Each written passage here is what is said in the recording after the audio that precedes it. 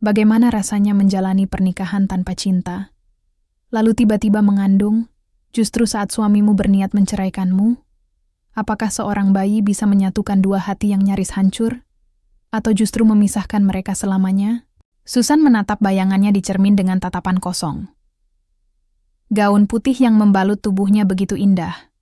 Rendah halus menjuntai lembut di lengan, pita kecil menghiasi pinggang, dan kerudung tipis melambai pelan mengikuti hembusan angin dari jendela yang terbuka sedikit. Tapi tak ada bahagia di matanya. Di seberang ruangan, ibunya tersenyum puas. "Kamu cantik sekali, nak. Seperti putri dalam dongeng." Susan hanya mengangguk.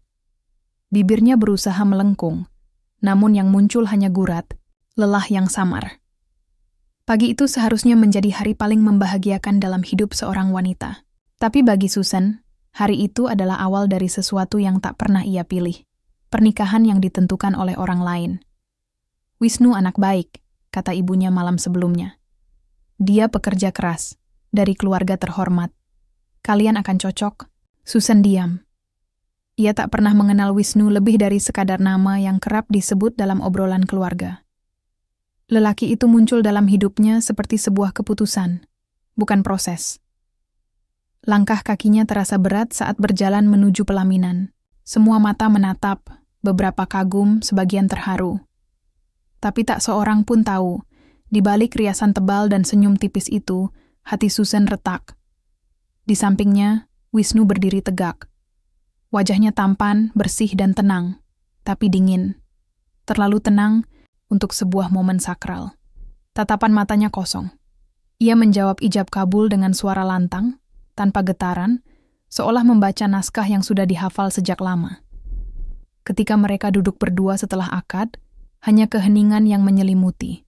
Para tamu masih berdatangan. Musik tradisional mengalun lembut. Namun di antara mereka, tak ada sapaan hangat. Hanya dua orang yang duduk berdampingan karena kehendak orang tua mereka, bukan karena cinta. Malam pun datang. Kamar yang telah dihias, penuh bunga mawar dan lilin wangi terasa sempit. Susan duduk di ujung ranjang, sementara Wisnu sibuk membuka ponselnya. Suara ketikan menjadi satu-satunya bunyi di ruangan itu. "Aku mandi dulu," kata Wisnu, tanpa menatap. Susan mengangguk pelan. Ia menggenggam jari-jari tangannya sendiri, berusaha menahan gejolak di dada. Apakah semua pengantin baru begini? Ketika Wisnu keluar dari kamar mandi, ia langsung naik ke ranjang dan menarik selimut. "Kamu istirahat juga, ya?" Itu saja. Tidak ada sentuhan, tidak ada percakapan, apalagi pelukan. Hanya kalimat sopan yang terdengar seperti perintah. Susan merebahkan diri, menatap langit-langit kamar yang remang. Matanya basah, tapi ia menahan. Agar air itu tak tumpah. Ia tak ingin menangis di malam pertamanya. "Aku istrimu sekarang," bisiknya pada dirinya sendiri. "Aku akan belajar menerima pelan-pelan." Tapi kalimat itu hanya menggema di hatinya. Tak ada jawaban, tak ada pelukan, tak ada kehangatan. Hari-hari pertama berlalu dalam keterasingan. Wisnu selalu pergi pagi-pagi sekali, pulang larut malam. Susan menyiapkan sarapan, menyetrika bajunya, memastikan segala keperluan suaminya tersedia, tapi tak pernah ada ucapan terima kasih. Semuanya berjalan seperti rutinitas tanpa jiwa. Mereka makan bersama, duduk satu meja, namun tak saling menyapa. Suara sendok menyentuh piring lebih sering terdengar daripada suara mereka. Susan mencoba memulai obrolan tentang pekerjaan Wisnu, makanan kesukaannya, bahkan cerita-cerita ringan. Tapi responnya selalu sama, singkat, datar, dan hambar. "Kerjaan." "Tadi gimana?" "Biasa." "Kamu suka masakan ini?" "Lumayan. Sore nanti kita belanja ya." "Lain kali saja." Susan mulai menghitung hari dengan harapan. Harapan bahwa Wisnu akan mulai terbuka. Harapan bahwa mereka akan benar-benar menjadi suami istri. Bukan sekadar dua orang yang tinggal di satu rumah. Namun yang datang justru keheningan. Yang makin pekat. Hanya senyum palsu yang mereka tunjukkan setiap kali orang tua datang berkunjung. Di depan keluarga, mereka tampak seperti pasangan bahagia. Tapi begitu pintu tertutup, semuanya kembali sunyi. Suatu malam, Susan terbangun karena mendengar suara Wisnu berbicara di balkon. Ia mengintip dari balik gorden. Aku tahu, ini bukan yang aku mau. Tapi aku nggak bisa nolak waktu itu. Ya, aku tahu aku harus hadapi sekarang. Tapi aku capek pura-pura. Jantung Susan berdetak cepat. Tak perlu mendengar lebih banyak. Satu kalimat itu cukup membuat hatinya remuk. Wisnu tidak menginginkannya. Pernikahan ini hanya beban yang harus dijalani. Dan Susan, hanya seseorang yang hadir karena tak ada pilihan lain. Ia kembali ke tempat tidur dengan napas berat. Tapi kali ini, air matanya tak bisa dibendung. Ia menangis dalam diam, membekap suara isaknya agar tidak terdengar. Tak ada yang lebih menyakitkan daripada merasa tak diinginkan di tempat yang seharusnya menjadi rumah. Susan mulai terbiasa dengan kesepian. Ia mencari pelarian dengan menulis di buku hariannya, merawat tanaman kecil di balkon, dan sesekali menyulam untuk mengisi waktu. Tapi tak satu pun benar-benar bisa mengusir sepi. Setiap malam, ia menatap siluet Wisnu yang tertidur di sisi lain, ranjang. Jarak mereka hanya beberapa jengkal, namun hati mereka berjauhan, seakan dipisahkan oleh jurang yang tak kasat mata. Namun dalam kesendirian itu, Susan menyimpan satu harapan kecil. Bahwa suatu hari, entah kapan, Wisnu akan melihatnya. Bukan sebagai beban, tapi sebagai seseorang yang layak dicintai. Jika aku tidak bisa membuatmu jatuh cinta, bisiknya pelan. Setidaknya aku ingin kamu tahu bahwa aku mencoba. Dan, dalam keheningan malam itu, Susan menutup matanya, membawa luka, sekaligus tekad untuk bertahan. Pagi menyapa dengan lembut, namun hati Susan tetap dingin. Matahari menyusup melalui celah jendela, menyorot ruang makan yang rapi dan bersih. Meja kayu itu sudah penuh dengan sarapan yang ia siapkan sejak subuh. Aroma telur dadar dan teh hangat memenuhi udara. Tapi kursi di seberang tetap kosong. Jam dinding berdetak pelan, menciptakan irama hampa yang membuat ruangan terasa makin sunyi. Wisnu keluar dari kamar dengan jas sudah melekat di tubuhnya. Langkahnya cepat. Wajahnya tidak menoleh ke arah meja makan. Matanya menatap layar ponsel sambil memutar kunci mobil. Kamu nggak sarapan dulu? Susan bertanya pelan, mencoba menahan kecewa yang sudah biasa. Wisnu berhenti sejenak. Nanti di kantor saja. Hanya itu jawabannya. Lalu ia melangkah pergi. Pintu tertutup pelan di belakangnya, namun suara dentuman kecil itu terasa seperti tamparan bagi Susan. Ia menarik kursi, duduk, dan memandangi piring kosong di hadapannya. Sarapan yang disiapkan dengan harapan kini hanya menjadi hiasan pagi. Ia menyendok nasi sedikit, memasukkannya ke mulut, lalu meletakkan sendok kembali. Tak ada rasa. Hatinya terasa seperti rumah ini. Bersih, rapi, tapi sunyi. Hari-hari berlalu dalam pola yang sama. Susan bangun pagi, memasak, membersihkan rumah, merapikan kamar, lalu duduk menunggu. Menunggu Wisnu pulang. Menunggu suara pintu terbuka. Menunggu satu kalimat, apapun yang bisa menyentuh hatinya. Tapi yang datang hanya suara kunci diputar, langkah kaki singkat, dan pintu kamar yang ditutup. Wisnu tak pernah membawa senyum pulang, bahkan pelukan tak pernah mampir ke rumah itu. Suatu sore, Susan memberanikan diri menyiapkan makan malam spesial. Ia memasak rendang kesukaan Wisnu, menghias meja dengan lilin kecil dan taplak yang baru, ia beli diam-diam. Bahkan ia mengenakan gaun panjang berwarna pastel, memulas wajahnya dengan riasan tipis. Pukul hampir malam saat Wisnu tiba. Mas, aku masak rendang. Kamu pasti capek. Makan dulu ya. Susan tersenyum, berdiri di depan meja makan. Wisnu hanya menghela napas. Aku udah makan tadi, di luar. Senyum itu pun luntur. Susan hanya berdiri kaku, menatap meja yang penuh makanan. Suasana hangat yang ia bayangkan berubah menjadi ruangan dingin yang menyakitkan. Kenapa nggak bilang? Bisiknya, nyaris tak terdengar. Aku kira kamu udah tidur. Lagian, aku nggak tahu kamu masak. Jawab Wisnu cepat, membuka kancing kemejanya, sambil berjalan ke kamar. Susan memandang punggung suaminya yang menghilang di balik pintu. Matanya basah, tapi ia menahannya. Ia sudah terlalu sering menangis, dan air mata tak lagi mampu menjelaskan perasaannya. Malam itu, ia duduk sendiri, menatap piring-piring yang tersaji tanpa sentuhan. Ia mengangkat satu sendok, menyuap pelan. Rasanya asin, bukan karena garam, tapi karena tangis yang akhirnya tak tertahan lagi. Hubungan mereka seperti dua orang yang tinggal di rumah kos. Hanya sapaan singkat jika terpaksa. Tidak ada percakapan mendalam, tidak ada tawa, tidak ada keintiman. Susan mulai ragu. Bukan pada perasaannya, tapi pada arti dirinya di mata Wisnu. Ia merasa seperti perabot rumah tangga. Berguna, tapi tak pernah benar-benar dilihat. Ia ingat ketika tetangga mereka, Bu Rini, bertanya saat sedang menyiram tanaman. "Mas Wisnu sibuk sekali ya? Jarang kelihatan." Susan tersenyum kaku. Iya, kerjaannya memang banyak. Padahal dalam hati, ia ingin berkata, dia bukan jarang kelihatan. Dia selalu pulang terlambat karena lebih nyaman di luar rumah daripada bersamaku. Kadang, Susan berbicara sendiri di balkon, menceritakan isi hatinya pada tanaman-tanaman kecil yang ia rawat. Menanyakan hal-hal yang tak pernah bisa ia ucapkan langsung pada Wisnu. Kenapa kamu nggak bisa sayang padaku? Apa aku terlalu biasa? Terlalu mudah ditebak? Pertanyaan-pertanyaan itu menggantung di udara, tak pernah terjawab. Satu malam, Susan melihat foto pernikahan mereka di ruang tamu. Wajahnya tersenyum dalam bingkai itu. Wisnu juga. Tapi ia tahu, senyum itu palsu. Mereka berdiri berdekatan, tapi hati mereka tak pernah saling menyentuh.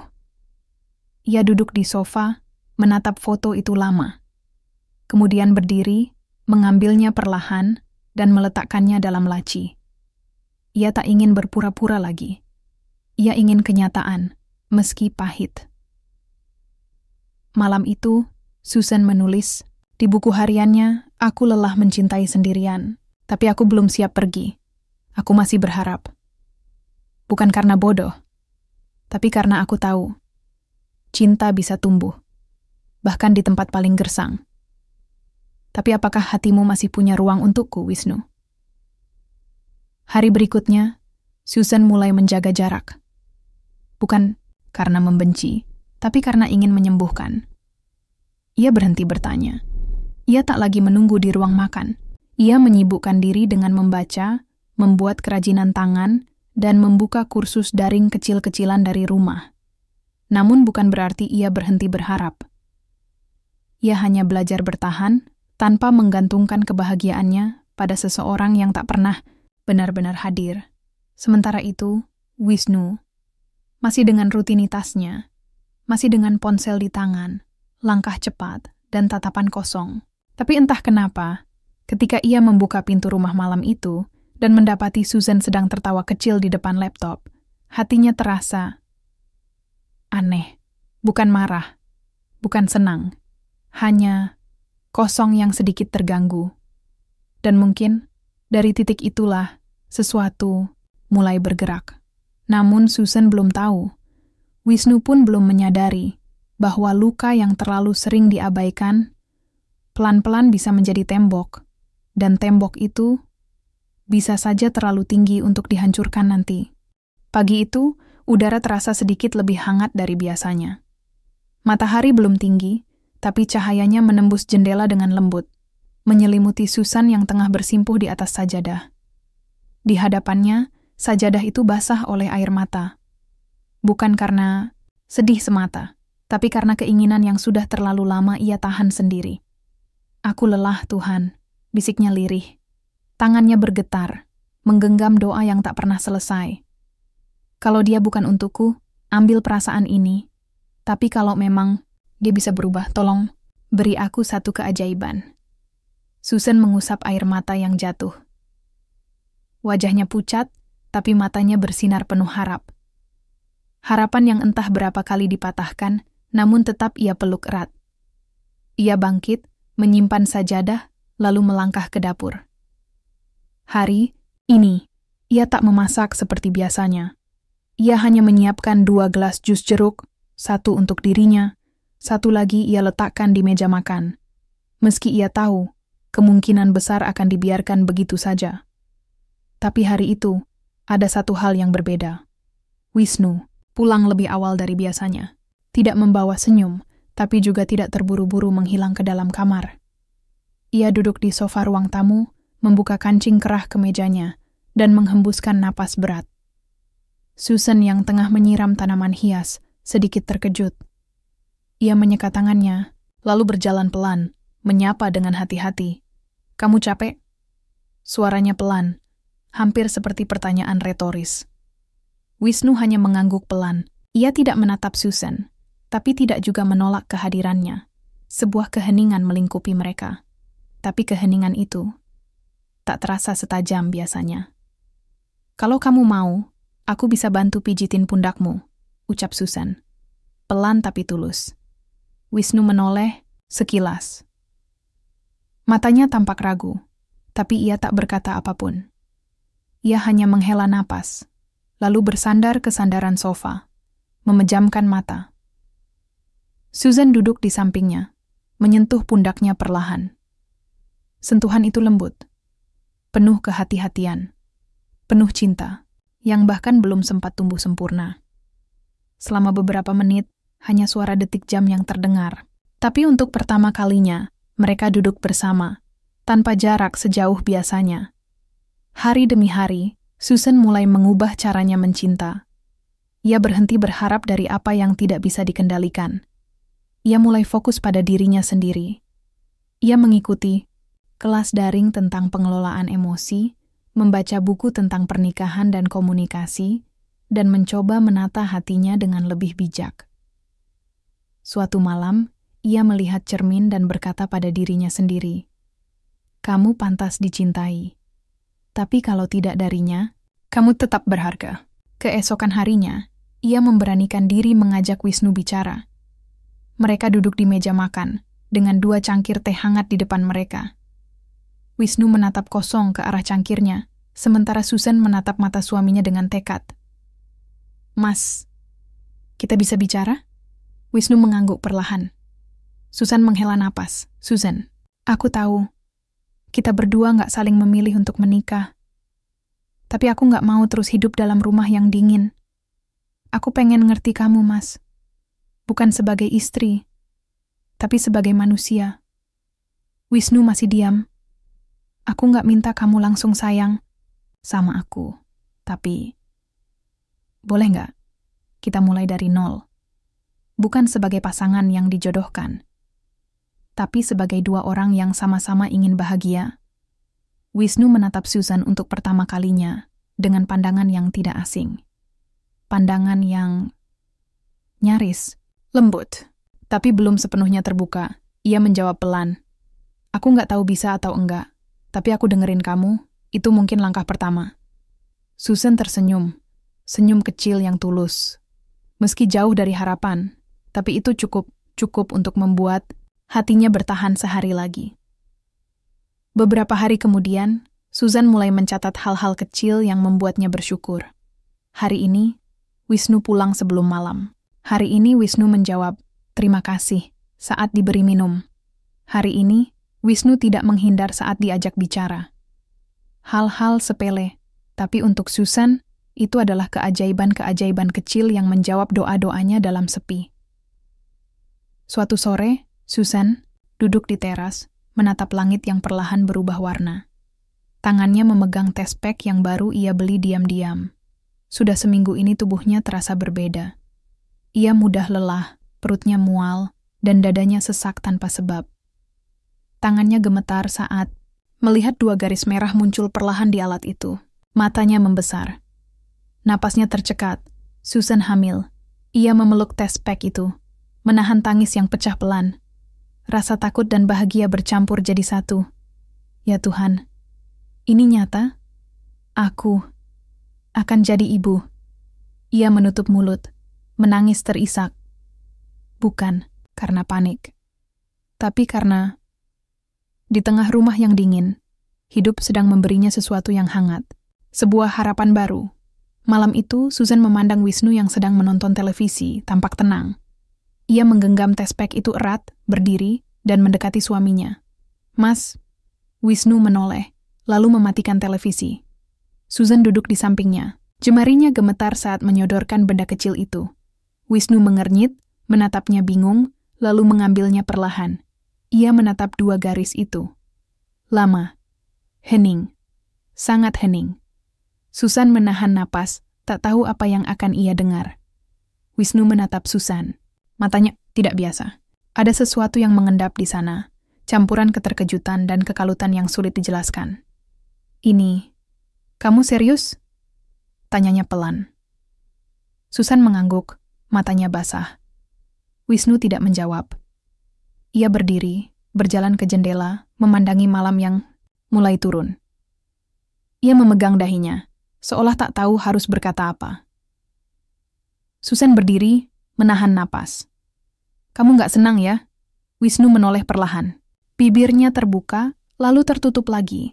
Akhirnya ia berkata, besok aku mau bicara sesuatu, tapi nggak malam ini. Aku butuh waktu.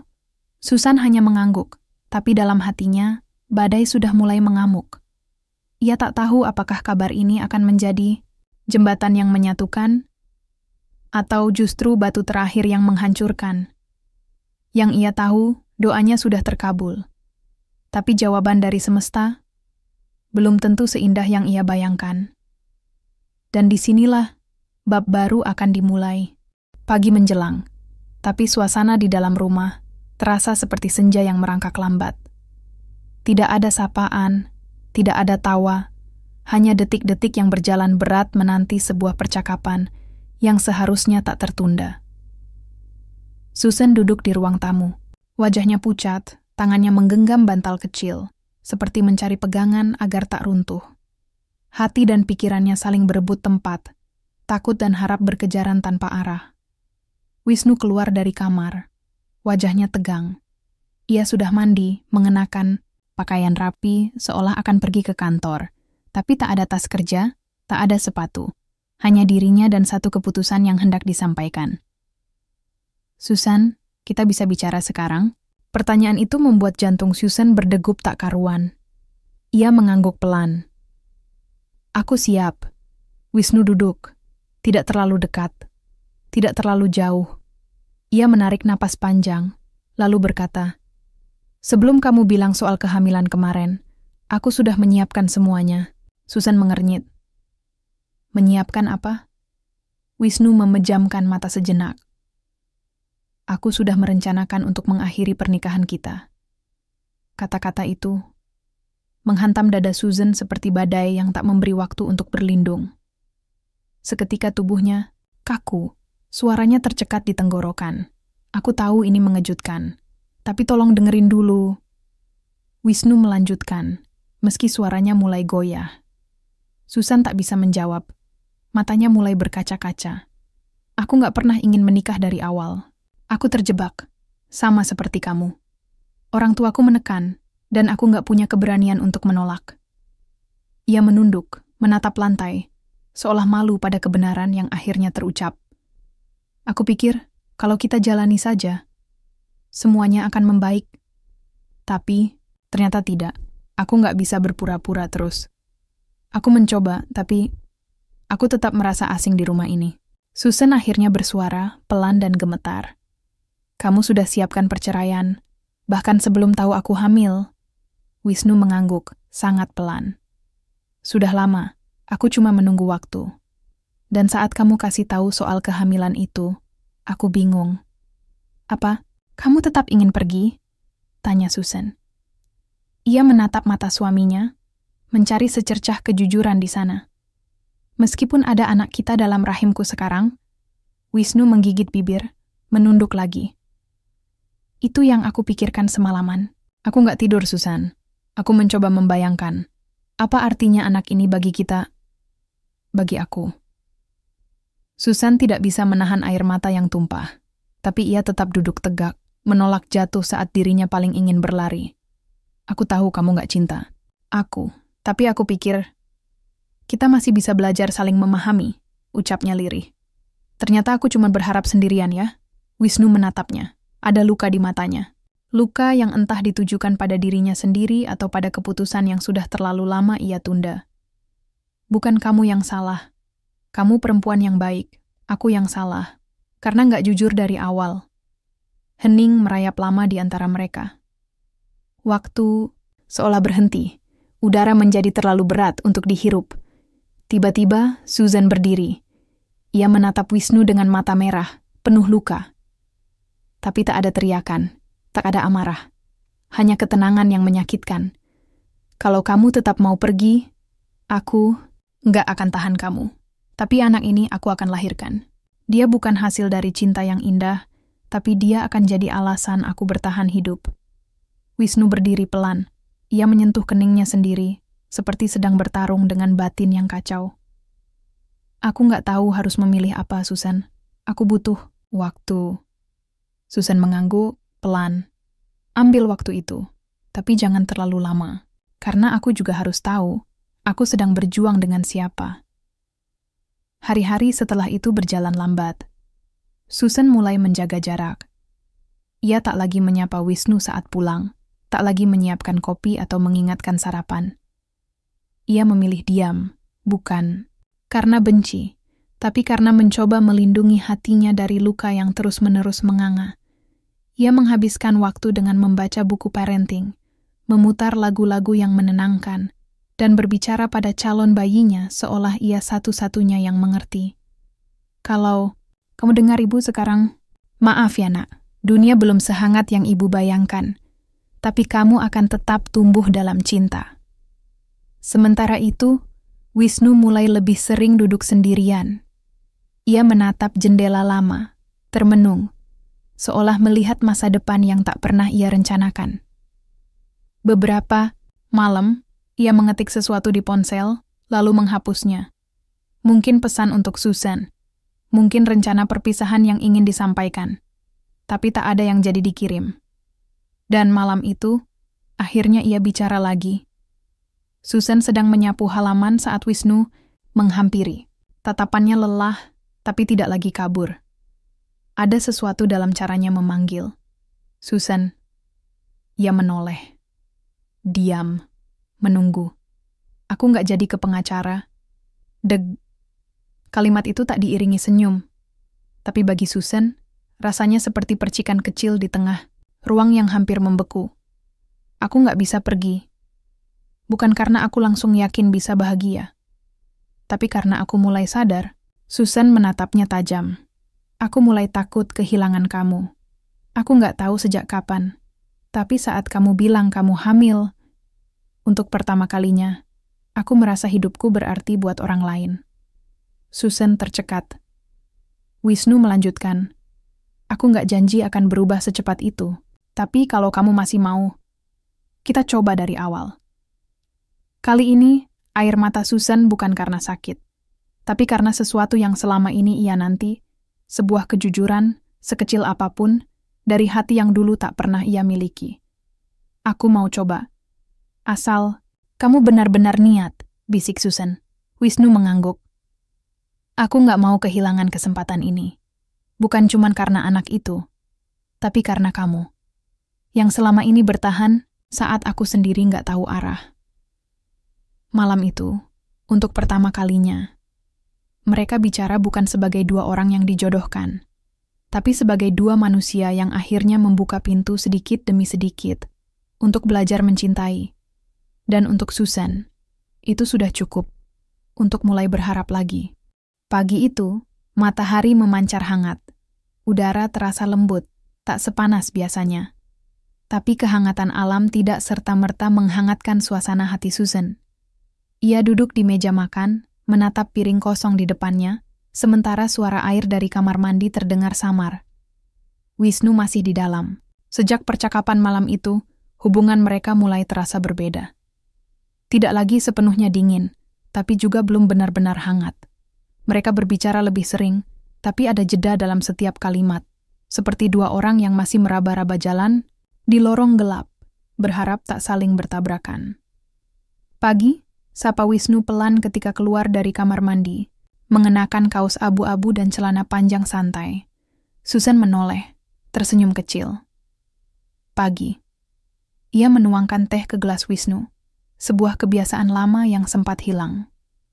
Wisnu memperhatikan gerakan itu dalam diam, lalu duduk dan menerima gelas tersebut tanpa suara. Aku ada rapat siang nanti, tapi sore pulang cepat. Mau kita jalan sore? Tanya Wisnu hati-hati. Susan mengangguk, walau masih agak canggung. Boleh, mereka makan dalam diam, tidak kaku. Tapi bukan juga percakapan, yang hangat, seperti dua orang yang belajar kembali mengisi peran. Bukan sebagai suami istri karena terpaksa, tapi karena sedang mencoba membangun sesuatu dari awal.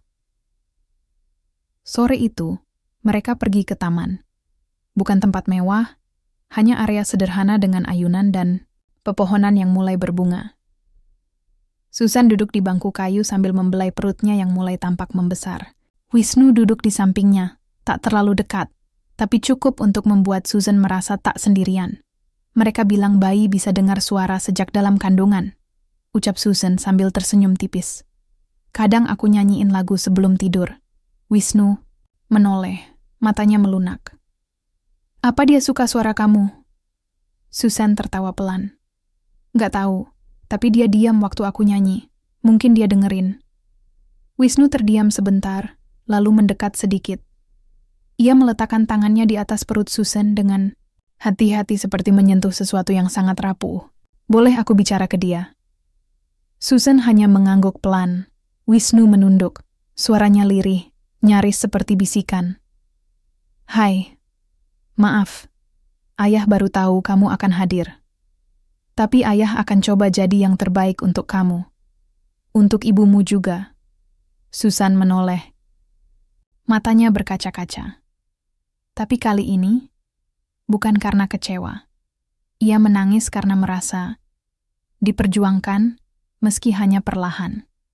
Namun, seperti pagi yang cerah bisa tiba-tiba diselimuti awan, kenyamanan itu tidak bertahan lama. Beberapa hari kemudian, Susan sedang membereskan lemari pakaian. Ia ingin menata ulang ruangan untuk bersiap menyambut kehadiran bayi.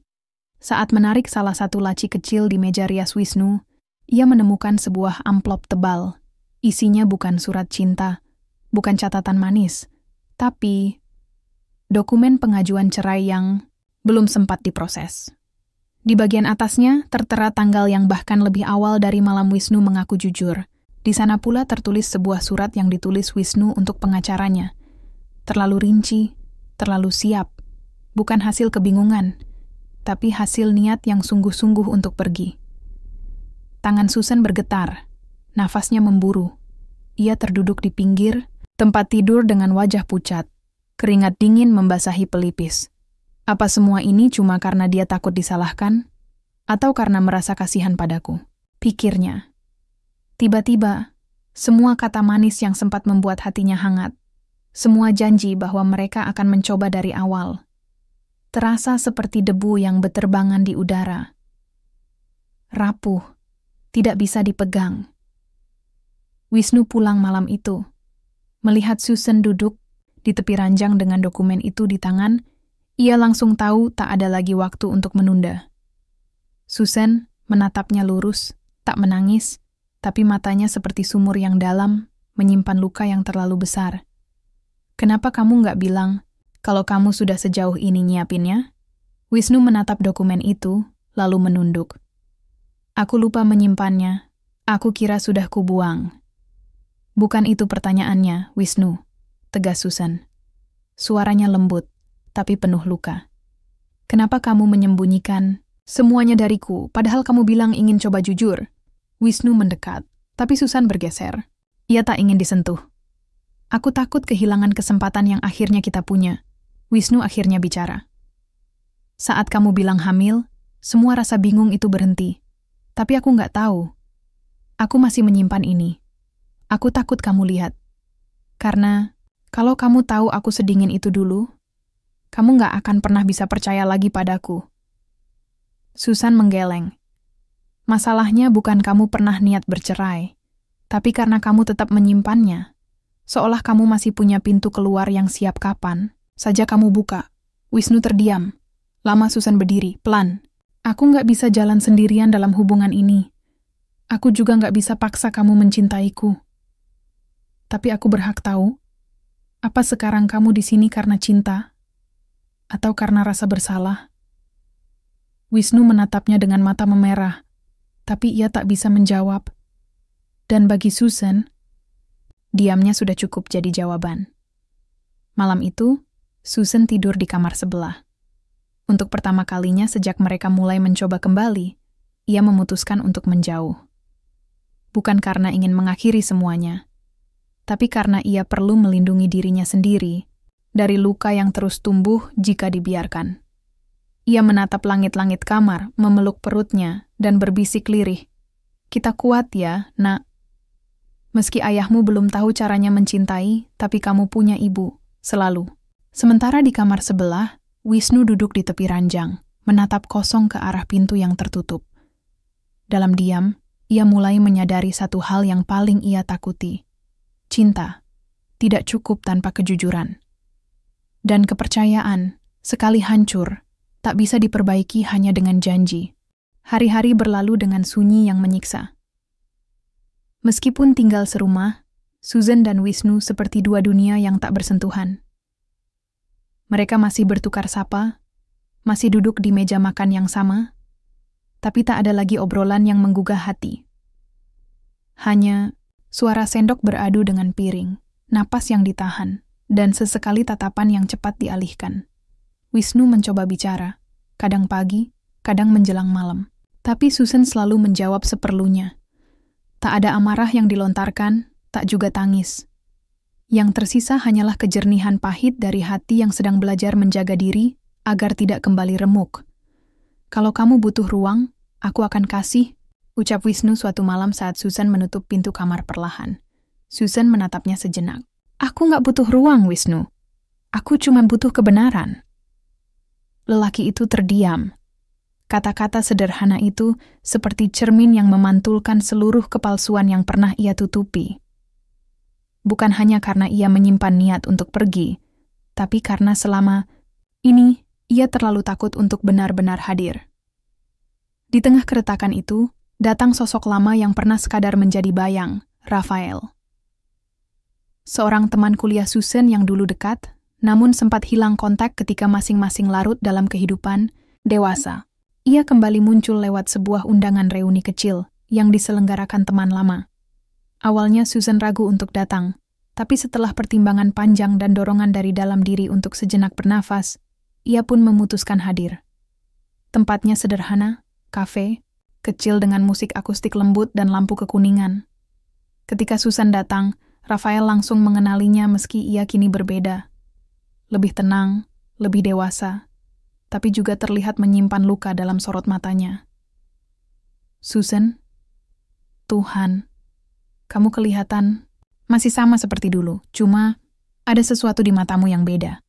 Susan tertawa kecil, mencoba menutupi rasa kikuknya. "Mata ibu hamil mungkin." Rafael terkekeh, tapi sorot matanya tak berubah. Ia menatap Susan seperti seseorang yang benar-benar hadir dan memperhatikan. Selama 2 jam, mereka berbincang tentang masa lalu, pekerjaan, kegelisahan, dan sedikit tentang pernikahan Susan yang ia jawab dengan kalimat singkat dan senyum palsu. Tapi Rafael tak menekan. Ia hanya ada di sana. Dan untuk pertama kalinya setelah sekian lama, Susan merasa dihargai. Tanpa perlu menjelaskan apa-apa. Sesampainya di rumah, suasana sepi seperti biasa. Wisnu masih di ruang kerja. Susan melepas mantel pelan, lalu membuka pintu kamar. Tapi langkahnya terhenti ketika melihat pintu ruang kerja Wisnu sedikit terbuka, dan suara telepon terdengar dari dalam. Awalnya ia tak berniat mendengarkan. Tapi suara Wisnu terdengar berat, dan satu kalimat yang ia ucapkan membuat jantung Susan membeku. "Gue nggak tahu, Ran. Gue ngerasa semua ini kayak hutang yang nggak pernah lunas. Gue pengen keluar, tapi kehamilannya bikin gue mikir ribuan kali." Ada jeda. Lalu suara Wisnu lagi. "Kadang gue ngerasa, gue tetap di sini cuma karena rasa bersalah, bukan karena cinta." Tubuh Susan gemetar. Telinganya berdengung. Napasnya tercekat. Ia mundur perlahan, kembali ke kamar tanpa suara. Tapi air mata jatuh tanpa bisa ditahan. Bukan hanya karena kalimat itu, tapi karena selama ini instingnya benar. Keesokan harinya, Susan tidak berkata apa-apa. Ia menyiapkan sarapan seperti biasa, bahkan menyeduhkan kopi untuk Wisnu. Tapi saat pria itu hendak duduk, Susan bicara dengan suara tenang yang mengiris seperti belati. "Kamu nggak perlu pura-pura lagi." Wisnu terdiam. Tangannya menggenggam cangkir, tapi tak mengangkatnya. "Aku dengar semalam," lanjut Susan, "tentang kamu yang bilang cuma bertahan karena rasa bersalah." "Su, aku bisa jelaskan." "Nggak perlu," potongnya pelan. "Kamu udah cukup jujur waktu kamu nggak sadar aku dengar." Wisnu bangkit. "Aku bingung, Susan. Aku takut. Aku pikir aku bisa coba. Aku pikir aku bisa belajar mencintai kamu karena kamu istri aku, ibu dari anakku." Tapi, Susan berdiri. Air matanya jatuh perlahan, tapi senyumnya tetap lembut. "Masalahnya, Wisnu, cinta itu bukan soal bisa dipelajari. Itu soal keinginan. Dan kamu nggak pernah benar-benar pengen mencintaiku, kan?" Wisnu memejamkan mata. Napasnya berat, tapi ia tak membantah. Susan menatapnya lama. "Mungkin kita memang hanya dua orang baik yang terjebak dalam ikatan yang dibangun tanpa fondasi." Hari itu, Susan membereskan sebagian pakaiannya. Ia belum tahu akan tinggal di mana. Tapi ia tahu satu hal. Ia tidak bisa tinggal di tempat yang terus membuatnya merasa kecil. Anak dalam kandungannya pantas tumbuh dalam lingkungan yang penuh kejujuran dan rasa aman. Wisnu tak menghalangi. Ia hanya berdiri di depan pintu, menatap punggung Susan yang tampak lebih tegak dari sebelumnya. "Kalau suatu hari kamu beneran tahu apa itu cinta," ujar Susan sebelum pergi, "mungkin kamu akan ngerti kenapa aku harus pergi hari ini." Dan dengan itu, ia melangkah keluar. Bukan dengan dendam, tapi dengan harapan baru, bahwa di luar sana masih ada kehidupan yang lebih tulus menunggunya. Langit mendung, tapi tidak hujan. Susan berdiri di depan jendela kamar kecil di rumah orang tuanya, menatap kosong keluar. Angin lembut menyusup dari celah ventilasi, membawa aroma tanah yang belum disentuh hujan. Sudah beberapa hari sejak ia meninggalkan rumah Wisnu, dan meski tubuhnya mulai menyesuaikan, jiwanya masih seperti kapal yang oleng di tengah samudra. Ibunya menyambutnya tanpa banyak tanya. Tak ada ceramah, tak ada desakan. Hanya pelukan erat dan bisikan, "Istirahatlah, nak. Kamu sudah terlalu lama menahan segalanya sendiri." Susan mengangguk pelan, bukan karena semua sudah baik-baik saja, tapi karena setidaknya kini, ia tidak lagi berpura-pura kuat di tempat yang salah. Sementara itu, Wisnu duduk di ruang kerja yang kini terasa terlalu luas, terlalu sunyi. Ia masih ingat bagaimana suara Susan menggema sebelum pintu tertutup di belakangnya. Sejak itu, tak ada yang sama. Tak ada aroma teh kesukaan Susan yang biasa menyambut pagi. Tak ada suara langkah ringan di lorong. Bahkan jam dinding yang berdetak pun terasa mengolok-olok. Ia tak tahu harus menghubunginya atau tidak. Kalimat-kalimatnya sendiri masih menggema di kepalanya, terutama kalimat yang ia ucapkan tanpa sadar. Yang ternyata didengar oleh wanita yang paling ingin ia lindungi, tapi malah ia lukai. Setiap malam, ia terjaga. Membayangkan Susan sendirian, membawa anak mereka dalam kandungannya, tanpa satu pun kejelasan. Tapi Wisnu juga tahu, kata-katanya yang kemarin tak bisa dihapus atau dikoreksi. Kejujuran memang kadang datang terlambat, dan ketika itu terjadi, ia berubah menjadi pisau yang melukai semua pihak. Hari itu, Rafael datang. Membawa 2 gelas jus dan sebungkus donat kesukaan Susan dari masa kuliah. Mereka duduk di teras, membiarkan matahari sore menyoroti wajah mereka. "Aku nggak tanya detail soal kamu dan Wisnu," ujar Rafael, lembut. "Tapi, kalau kamu butuh bahu buat nyandar, atau sekadar teman ngobrol, aku di sini." Susan tersenyum kecil. "Terima kasih, Raf. Kamu datang di saat aku benar-benar butuh diingatkan. Kalau aku masih bisa dianggap penting oleh seseorang." Rafael menatapnya lama, lalu berkata, Kamu lebih dari sekadar penting, Sus. Kamu layak bahagia. Dan kamu berhak mencintai tanpa harus merasa sedang mengemis cinta balik. Kata-kata itu seperti setetes air di gurun hati Susan. Tapi di balik senyumnya, ia tahu luka dalam dirinya belum sembuh. Dan hati seorang ibu yang sedang mengandung tidak bisa mengambil keputusan terburu-buru hanya karena luka yang mendesak untuk diisi. Di sisi lain kota, Wisnu akhirnya menulis surat. Bukan untuk mengemis Susan kembali, tapi untuk menjelaskan, mungkin juga memohon maaf tanpa harapan dikasihi. Susan, aku tidak akan membela diriku. Kata-kataku sudah cukup menyakitkan. Tapi jika kamu izinkan aku untuk sekali saja bicara dari hati yang baru aku kenali akhir-akhir ini, maka izinkan aku menyampaikan ini. Waktu kamu pergi, aku kira aku akan lega. Tapi nyatanya, aku seperti kehilangan arah. Aku sadar betapa kamu bukan hanya bagian dari hidupku, tapi satu-satunya bagian yang membuat rumah itu bernyawa. Aku dulu takut untuk mencintai kamu, karena aku pikir cinta itu akan mengikatku. Tapi ternyata ketakutanku malah mengikat kamu dalam kesendirian. Kalau kamu memutuskan untuk tidak kembali, aku akan mengerti. Tapi aku ingin kamu tahu, aku tetap akan menjadi ayah untuk anak kita. Dan bila kamu masih ada sedikit saja ruang untukku, aku akan belajar, bukan dari nol, tapi dari kejujuran. Dengan segala ketulusan yang telah tumbuh Wisnu. Surat itu tak langsung dikirim. Wisnu masih menggenggamnya semalaman, duduk di sisi tempat tidur yang kosong. Tapi keesokan harinya, ia bangkit dan menuju rumah orang tua Susan. Saat ibu Susan membukakan pintu dan melihat Wisnu berdiri dengan mata lelah, tangannya gemetar, ia tak langsung memanggil putrinya. Ia menatap lelaki itu dalam-dalam dan bertanya dengan suara tenang. Apa yang kamu bawa hari ini? Penyesalan atau janji baru? Wisnu menunduk, lalu menyodorkan amplop. Bukan janji. Hanya kejujuran, yang seharusnya datang lebih awal. Ibunya menatapnya sejenak, lalu mengambil surat itu dan berkata, kalau Susan merasa siap, dia yang akan memutuskan. Wisnu mengangguk. Tak memaksa, tak berharap apapun selain keikhlasan Susan untuk membaca surat itu.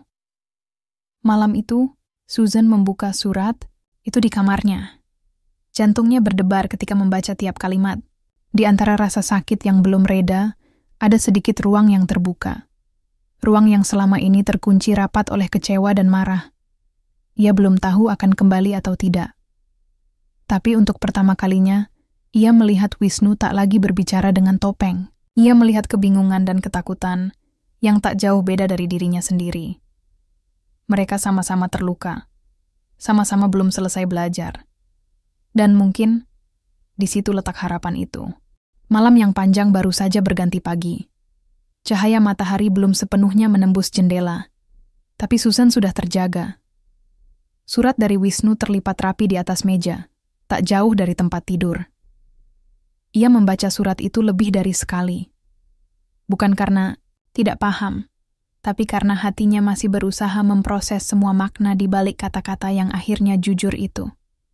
Tak ada yang bisa menghapus luka, tapi kadang yang lebih menenangkan bukanlah permintaan maaf, melainkan keberanian seseorang mengakui bahwa mereka menyakitimu. Dan surat itu, meski singkat, terasa seperti bekas luka yang akhirnya dijahit dengan tangan yang dulu mencabiknya. Susan duduk di tepi ranjang, mengusap perutnya perlahan. Ayahmu terlambat menyadari, Nak, tapi setidaknya dia nggak lari lagi dari perasaannya. Suaranya lirih, nyaris tak terdengar, tapi ada ketulusan yang menggema di dalamnya. Beberapa hari kemudian, Susan memutuskan kembali bekerja. Ia mengajar kelas online dari rumah orang tuanya. Murid-muridnya menyambutnya dengan antusias, membuatnya merasa sedikit lebih hidup. Fokusnya kini tak hanya tentang Wisnu, atau luka, atau pertanyaan yang belum terjawab. Ia mulai memusatkan tenaga pada dirinya sendiri, dan calon buah hati yang tumbuh dalam dirinya. Namun, setiap malam, pikirannya tetap kembali pada satu titik. Wisnu dan ia teringat malam-malam ketika pria itu diam-diam menyiapkan bantal tambahan untuk kakinya yang bengkak. Atau pagi-pagi ketika ia masih tertidur, dan Susan menemukan segelas air putih di meja samping ranjang. Ia sadar.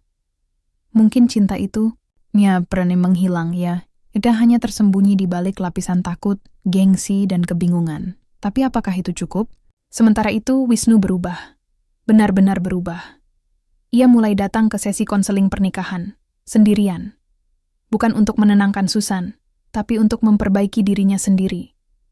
Ia tahu, kalaupun Susan memutuskan untuk tidak kembali, ia tetap harus menjadi sosok yang pantas menjadi ayah. Setiap malam, ia menulis jurnal, mengingat ulang momen-momen sejak pernikahan mereka dimulai, bagaimana ia membatasi hatinya, bagaimana ia membiarkan Susan berjuang sendirian. Dalam salah satu sesi konseling, terucap pertanyaan yang membuatnya terdiam lama. Kalau kamu bilang, dulu tidak mencintai istrimu, kenapa kamu tidak pergi sejak awal? Wisnu menatap kosong, lalu perlahan menjawab, karena aku takut kehilangan seseorang yang sebenarnya, ingin aku cintai, tapi aku nggak tahu caranya. Seminggu setelah surat itu sampai, Susan mengirim pesan singkat. Aku terima suratmu, Wisnu. Aku belum tahu akan memaafkanmu atau tidak. Tapi aku bisa datang. Kalau kamu masih ingin bicara. Jawaban itu membuat dada Wisnu bergemuruh. Ia menatap layar ponselnya lama sebelum mengetik balasan. Kapanpun kamu siap, aku tunggu. Pertemuan itu terjadi di taman kecil di dekat rumah tempat mereka dulu sering berjalan berdua. Susan datang mengenakan gamis sederhana dan wajah tenang. Wisnu mengenakan kemeja biru langit, duduk di bangku panjang dengan gugup yang tak bisa ia sembunyikan. Tak ada pelukan, tak ada sapaan manis. Hanya tatapan yang akhirnya berani bertemu. Kamu kelihatan lebih kuat sekarang, ucap Wisnu, membuka percakapan. Susan mengangguk pelan. Aku belajar jadi kuat sejak hari aku putuskan gak bisa terus nunggu kamu sadar sendiri. Wisnu menunduk. Aku salah, Su. Aku tahu itu. Dan sekarang, aku gak akan janji bisa memperbaiki semua. Tapi aku gak akan lari lagi. Mungkin ini bukan soal memperbaiki, balas Susan. Tapi soal apakah kita sama-sama masih mau membangun ulang. Dari awal. Dengan luka yang belum sembuh. Wisnu mengangguk. Aku mau, kalau kamu izinkan. Susan menghela napas panjang. Tangannya memegang perutnya sejenak, lalu berkata, aku gak janji akan kembali secepatnya. Tapi aku akan pelan-pelan buka hati. Bukan karena anak ini, tapi karena aku juga gak mau terus hidup dalam ketakutan bahwa cinta itu gak bisa ditemukan. Hening. Lalu Wisnu berkata dengan mata berkaca, aku jatuh cinta padamu, Susan. Mungkin tidak di awal, tapi sekarang aku tahu rasanya. Dan rasanya menyesakkan. Tangis Susan pecah. Bukan karena sedih, tapi karena akhirnya luka yang lama dibiarkan terbuka, mulai mendapat perawatan yang layak. Beberapa hari kemudian, Susan mengizinkan Wisnu menemaninya ke dokter kandungan. Tak ada pelukan, tak ada genggaman tangan, tapi mereka duduk berdampingan. Dan ketika suara detak jantung bayi mereka terdengar dari layar USG, keduanya menunduk, air mata menetes bersamaan. Mereka belum sepenuhnya kembali, tapi mereka juga belum benar-benar berpisah. Mereka kini berada di jalur yang sama, meski langkahnya masih belum seirama. Dan itu cukup untuk hari ini. Hidup memang tak pernah menyediakan peta yang jelas. Kadang kita berjalan di jalanan lurus, kadang tersesat di tikungan yang tak pernah kita rencanakan. Tapi Susan kini mulai percaya bahwa bahkan reruntuhan pun bisa menjadi pondasi baru, asal ada niat dan kesediaan untuk menyingkirkan puing-puingnya. Hari-hari berlalu lebih pelan. Susan dan Wisnu tidak langsung kembali tinggal serumah. Mereka bertemu seminggu sekali, sekadar makan siang, kontrol kehamilan, atau jalan-jalan sore di taman. Tak banyak kata, tapi tak ada lagi ketegangan. Keheningan mereka bukan lagi jurang, melainkan jembatan. Wisnu berubah. Kini ia mendengarkan, bukan sekadar mendengar. Ia bertanya tanpa menyudutkan. Dan yang paling membuat Susan nyaris tak percaya, ia tak lagi membela diri. Setiap kali Susan mengungkapkan luka-luka lama, Wisnu tak menyela. Ia menerima semuanya. bahkan ketika itu membuatnya tampak seperti pria yang sangat berbeda dari yang dulu ia kenal. Suatu siang, Susan mengajak Wisnu ke rumah orang tuanya. Bukan untuk membicarakan hubungan mereka, tapi hanya untuk makan siang bersama dan membiarkan keluarganya melihat bahwa mereka sedang berusaha, bukan sekadar bertahan. Ayah Susan, yang dulu paling keras menentang perjodohan itu, kini lebih banyak diam. Tapi diamnya berbeda. Bukan lagi menghakimi, melainkan seperti sedang mengamati dua orang yang mencoba menjahit ulang kain yang robek dengan benang baru. "Ibu, boleh ya aku makan sedikit buah?" tanya Susan, berdiri dari kursi makan sambil mengusap perutnya yang makin membesar. Ibunya mengangguk. Ketika Susan masuk ke dapur, ayahnya menatap Wisnu yang masih duduk di meja makan. Suaranya berat tapi jujur. "Saya nggak akan pernah lupa kamu bikin anak saya nangis dan pergi dari rumah ini. Tapi kalau kamu benar-benar berubah, tunjukin. Jangan cuma dengan kata-kata. Buktikan dengan keberadaanmu." Wisnu mengangguk dalam. "Saya nggak akan pergi lagi, Pak. Saya belajar dari cara Susan bertahan, bahwa mencintai itu bukan soal merasa pantas, tapi soal bertanggung jawab untuk tetap tinggal." Sebuah anggukan pelan dari sang ayah menjadi cukup sebagai pengakuan bahwa perubahan sekecil apapun tetap pantas dihargai.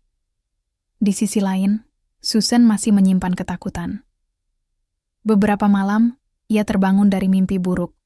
Wisnu pergi, atau anak yang dikandungnya menangis sendirian. Luka trauma yang tidak mudah sembuh. Bahkan dengan semua perubahan Wisnu, bayangan masa lalu tetap sesekali menyergap. Tapi kini, bedanya, ia tidak memendam. Ia belajar berbicara. Ia belajar menolak memendam rasa takut sendirian.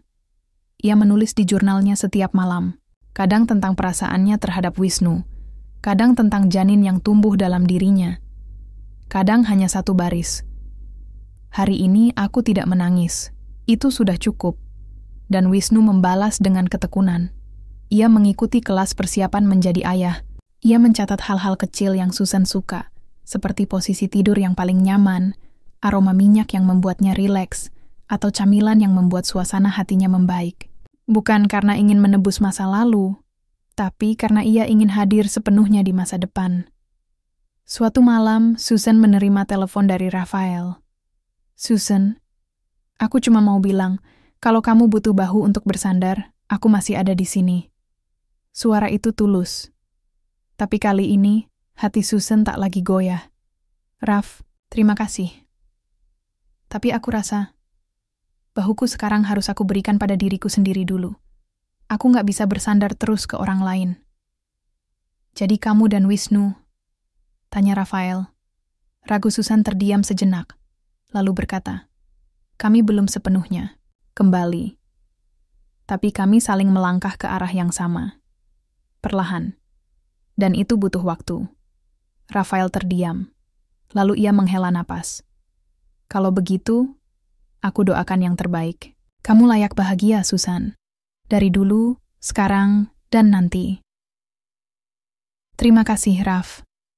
Telepon ditutup. Susan menatap bayangan wajahnya di jendela. Tidak ada senyum lebar, tapi juga tidak ada air mata. Hatinya mulai tenang. Dan untuk pertama kalinya sejak lama, ia tidak merasa digantung oleh ketidakpastian. Malam itu, saat Susan mengirim pesan singkat kepada Wisnu, "Terima kasih sudah tetap di sini." Jawaban yang ia terima sederhana, namun menghangatkan. "Aku tetap di sini bukan karena harus, tapi karena aku ingin." Susan menangis. Tapi kali ini, bukan karena sakit, melainkan karena ia akhirnya mengerti. Cinta bukan datang dari paksaan, bukan juga dari awal yang sempurna, tapi dari keberanian untuk memilih tetap tinggal meski masa lalu tak selalu ramah. Suasana rumah sakit dipenuhi dengan hiruk-pikuk yang tak pernah benar-benar sunyi. Di ruang bersalin itu, waktu terasa bergerak lebih lambat, seolah menunggu sebuah keajaiban yang sedang bertarung untuk lahir ke dunia. Susan berbaring di ranjang, wajahnya pucat namun matanya tajam menatap ke arah Wisnu yang berdiri di sampingnya, menggenggam tangannya erat, lebih erat dari sebelumnya. "Sakitnya luar biasa," gumam Susan dengan suara parau. Wisnu menghapus keringat di dahi istrinya. "Aku di sini, Su. Pegang tanganku, jangan lepas." Mereka pernah berjalan berjauhan, bahkan saling melukai tanpa sadar. Tapi hari ini, saat kehidupan baru akan hadir, semua luka itu seolah luruh dalam peluh dan doa. Tak ada ruang untuk ego, tak ada tempat untuk kebimbangan. Yang ada hanyalah harapan dan cinta yang tidak lagi malu untuk tumbuh. Tangisan pertama, bayi mereka menggema di ruang itu. Seperti pertanda baru, seperti janji yang akhirnya ditepati. Susan menangis. Bukan karena sakit, bukan karena takut, tapi karena untuk pertama kalinya dalam hidupnya, ia merasa utuh, sungguh-sungguh utuh. Wisnu menatap bayi mungil yang digendong oleh perawat, lalu memandang Susan, matanya tak bisa menyembunyikan haru. Anak kita, dia sempurna. Susan mengangguk pelan. Kamu mau menggendongnya dulu? Tanpa berkata, Wisnu menerima bayi itu. Tangannya bergetar, tapi genggamannya lembut. Seolah ia memeluk tidak hanya darah dagingnya, tapi juga harapan, penyesalan, dan cinta yang selama ini tertahan. Ia menatap wajah kecil itu dengan mata berkaca, lalu berkata pelan, Ayah minta maaf, karena dulu gak bisa mencintai ibumu dengan benar. Tapi mulai hari ini ayah janji, gak akan pernah setengah hati lagi. Bayi itu menguap kecil, seolah mengerti. Susan menatap mereka dari ranjang. Tangannya menyentuh pelan lengan Wisnu. Dan di sana, di tengah tangis dan peluh, mereka bertiga akhirnya menjadi satu kesatuan yang tak lagi patah. Hari-hari setelah kelahiran terasa berbeda. Letih tentu saja, tapi juga dipenuhi tawa kecil, kekacauan, lucu, dan malam-malam yang tak lagi sepi. Susan tak lagi merasa sendirian menatap dinding saat malam larut. Kini ada suara Wisnu yang membacakan dongeng meski bayinya belum mengerti, atau menghangatkan botol susu sambil mengeluh lucu karena airnya selalu terlalu panas. Suatu malam Susan duduk di balkon, menggendong bayinya yang sudah mulai tidur. Wisnu datang membawa 2 cangkir coklat panas, lalu duduk di sampingnya. Mau tahu sesuatu? Kata Susan pelan. Apa? Aku gak menyesal menikah sama kamu. Wisnu memandangnya, wajahnya terkejut. Padahal dulu kamu bilang, perjodohan. Ini mimpi buruk, Susan tersenyum lelah. Iya. Tapi ternyata, mimpi buruk pun bisa berakhir baik. Asal kita bangun dan mulai dari awal. Wisnu terdiam. Lalu menatap langit malam yang cerah. Aku juga gak menyesal. Karena dari kamu, aku belajar arti mencintai bukan dari awal. Tapi dari pilihan yang diambil setelah semua luka dibuka. Susan menyandarkan kepalanya di bahu Wisnu. Mereka tak tahu apa yang akan terjadi di masa depan. Mungkin akan ada pertengkaran, perbedaan, bahkan air mata lagi. Tapi satu hal kini mereka pahami. Cinta bukan sesuatu yang jatuh dari langit, bukan pula hadiah dari takdir, melainkan keputusan yang diambil setiap hari, untuk tetap memilih orang yang sama, meski sudah tahu sisi buruknya. Dan malam itu, dengan bayi mungil yang tertidur di pelukan mereka, cinta tak lagi terasa dingin seperti dulu, melainkan hangat, nyata, dan untuk pertama kalinya, lengkap.